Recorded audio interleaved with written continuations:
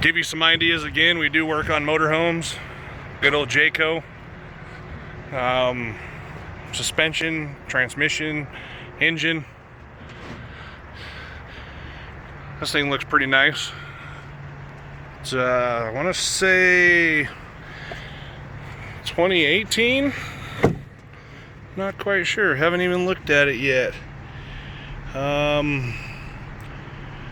Let's see. Nope, looks like 2015. Good, nice interior.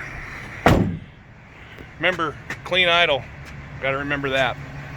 But the only downfall, it's got one of those motors in it. Luckily for the owner, nothing wrong with the engine. Just needs oil change. But see all the oil being splashed around. Needs some brake pads, rotors, front and back. It's a Freightliner chassis. So we do all this stuff as well. So remember, if you need anything done motorhome wise, we can definitely get you taken care of. Stroker Diesel 801, or strokerdiesel.com, sorry. 801-973-3842. Let us know if we can help you out anytime. Thanks.